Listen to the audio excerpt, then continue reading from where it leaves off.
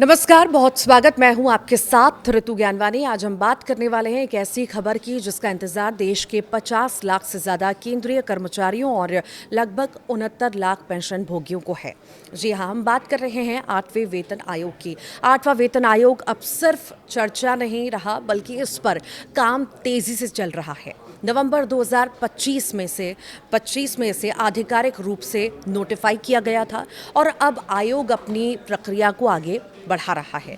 इस आयोग की अध्यक्षता कर रही है पूर्व सुप्रीम कोर्ट जज रंजना प्रकाश देसाई। आयोग का लक्ष्य है कि मई 2027 तक अपनी रिपोर्ट सरकार को सौंप दी जाए। इस समय आयोग अलग अलग कर्मचारी संगठनों, विशेषज्ञों और अन्य हितधारकों से सुझाव ले रहा है ताकि एक संतुलित और बेहतर वेतन ढांचा तैयार किया जा सके। लेकिन इसी बीच संसद में सरकार ने एक अहम बात साफ कर दी है।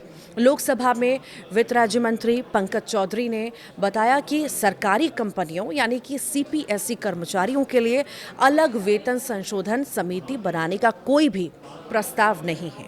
सरकार का कहना है कि सीपीएसई यानी कि सार्वजनिक क्षेत्र की कंपनियों में कर्मचारियों की सैलरी उनकी कंपनी की आर्थिक स्थिति और लाभ पर निर्भर करती है। इसका मतलब यह है कि अगर किसी कंपनी की कमाई अच्छी है तो वहां कर्मचारियों को ज़्यादा लाभ मिल सकता है, लेकिन अगर कंपनी की वित्तीय स्थिति कमज़ोर है तो वेतन वृद्धि भी सीमित हो सकती है। सरकार का तर्क क्या है? देखिए, सरकार का तर्क है कि इन कंपनियों को कुछ हद तक स्वायत्तता यानी कि स्वतंत्रता देनी ज़रूरी है ताकि वे अपने हिसाब से वेतन और भत्तों का फैसला कर सकें। अब बात करते हैं उस मुद्दे की जिस पर सबसे ज़्यादा चर्चा हो रही है और जो कर्मचारियों की सैलरी तय करने में सबसे बड़ा रोल निभाता है, और वो है फिटमेंट फैक्टर। फिटमेंट फैक्टर को अगर आसान भाषा में समझें तो ये वो संख्या होती है जिससे पुराने बेसिक वेतन को गुणा करके नई सैलरी तय की जाती है। 7वें वेतन आयोग में फिटमेंट फैक्टर लगभग 2,57,000 था, यानी पुराने बेसिक वेतन को 2,57,000 से गुणा करके नई सैलरी तय की गई थी। अब कर्मचारी संगठन मांग रहे हैं कि 8वें वेतन आयोग में इस फिटमेंट फैक्टर को बढ़ाकर 2,86,000 से लेकर 3,15,000 तक किया जाए। अगर ऐसा होता है तो कर्मचारियों की सैलरी में काफ़ी बड़ा उछाल देखने को मिल सकता है। उदाहरण के लिए इसे समझते हैं। अगर किसी कर्मचारी की वर्तमान बेसिक सैलरी 44,900 रुपये है, जो कि पे मैट्रिक्स के लेवल 7 में आती है, तो फिटमेंट फैक्टर 2,86,000 होने पर उसकी नई बेसिक सैलरी लगभग 1,28,000 रुपये तक पहुंच सकती है। यानी सैलरी में बहुत बड़ा अंतर देखने को मिल सकता है। अब सवाल ये भी है कि सबसे ज़्यादा फायदा किसे होगा?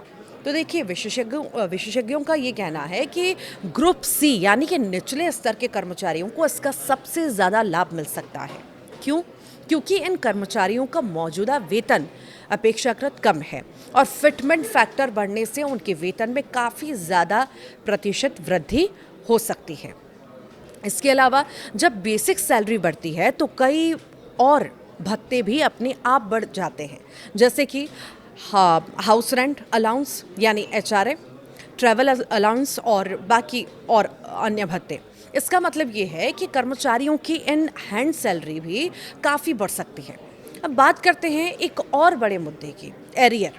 नियम के मुताबिक 8वां वेतन आयोग 1 जनवरी 2026 से लागू माना जाएगा, लेकिन इसकी रिपोर्ट 2027 में आने की संभावना है। ऐसे में अगर सरकार 2027 में इसे लागू करती है तो कर्मचारियों को जनवरी 2026 से लेकर लागू होने की तारीख तक का पूरा बकाया यानी एरियर मिलेगा। विशेषज्ञों का मानना है, उनका अनुमान है कि एक औसत कर्मचारी को करीब 1.5 लाख से लेकर 4 लाख रुपए तक का एरियर मिल सकता है, यानी कर्मचारियों के लिए एक बड़ी आर्थिक राहत साबित हो सकती है। अब बात करते हैं उन सवालों की जो 8वें वेतन आयोग के जरिए कर्मचारियों से पूछे जा रहे हैं। आयोग ने माई गवर्नमेंट पोर्टल पर एक ऑनलाइन प्रश्नावली जारी की है। इसमें कर्मचारियों से कई अहम मुद्दों पर राय मांगी गई है, जैसे कि क्या न्यूनतम वेतन तय करने के लिए डॉक्टर फॉर्मूला आज भी सही है? क्या सालाना 3% इंक्रीमेंट को प्रदर्शन यानी परफॉर्मेंस से जोड़ना चाहिए? क्या एमएससीपी योजना के तहत मिलने वाले प्रमोशन के अंतराल को कम किया जाना चाहिए? और क्या महिला कर्मचारियों के लिए चाइल्ड केयर लीव यानी सीसीएल में कुछ सुधार किए जाने चाहिए? इन सवालों पर कर्मचारी 30 अप्रैल 2026 तक अपने सुझाव दे सकते हैं।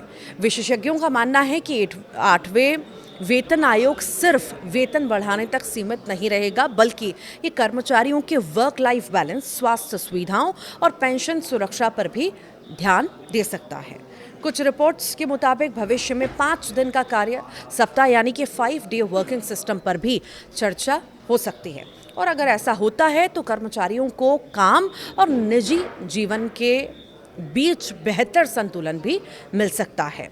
आर्थिक विशेषज्ञों का मानना है कि अगर कर्मचारियों के सैलरी में बड़ी बढ़ोतरी होती है तो इसका असर सिर्फ कर्मचारियों तक सीमित नहीं रहेगा, बल्कि इससे बाजार में भी पैसा बढ़ेगा और इसका फ़ायदा ऑटो सेक्टर, रियल एस्टेट और कंज्यूमर मार्केट को भी मिल सकता है, क्योंकि जब लोगों की आय बढ़ती है तो वे ज़्यादा खर्च करते हैं और इससे अर्थव्यवस्था को गति भी मिलती है।